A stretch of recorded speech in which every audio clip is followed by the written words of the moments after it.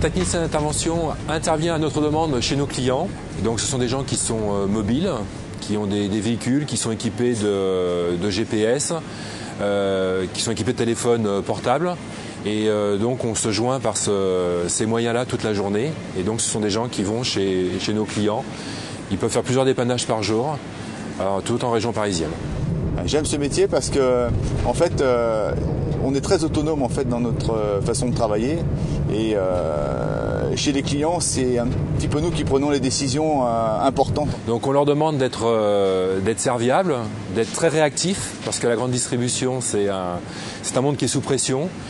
Et d'être à l'écoute de nos clients et surtout d'essayer de comprendre quels sont leurs problèmes de façon à y remédier très rapidement.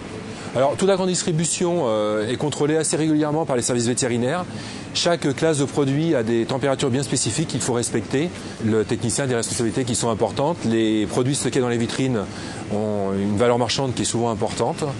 Et donc que ce soit de la boucherie ou des produits surgelés. Et donc on n'a pas le droit à l'erreur. Alors là, je suis en train de raccorder mon PC sur l'installation. Ça va me permettre de pouvoir diagnostiquer au niveau alarme ce qui s'est passé les 24 ou les 48 dernières heures.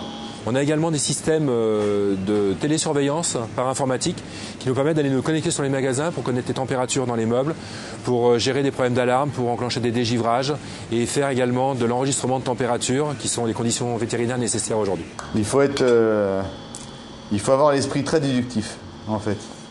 Il faut se mettre à la place de l'installation, il faut vraiment être très logique, quoi. Et on en profite pour resserrer un petit peu tout ce qui est bornier pour la pérennité de l'installation. Je pense qu'aujourd'hui ce travail peut être très motivant pour les jeunes, avec une palette assez large au niveau technique.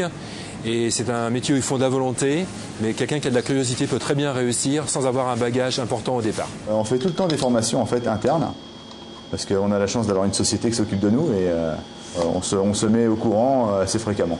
On a deux modes de recrutement. Soit on prend des jeunes qui sont en sortie de formation en contrat d'alternance, que nous formons dans notre service montage, soit des gens qui ont 2-3 années d'expérience, que l'on fait travailler en double avec quelqu'un qui est déjà compétent chez nous, qui a dans l'entreprise depuis plusieurs années, et qui, quand on estime qu'il est autonome, à ce moment-là, on lui donne un véhicule, un outillage et il se débrouille chez nos clients. Ce qui me passionne, c'est de pouvoir arriver à dépanner l'installation avec mon savoir, en fait.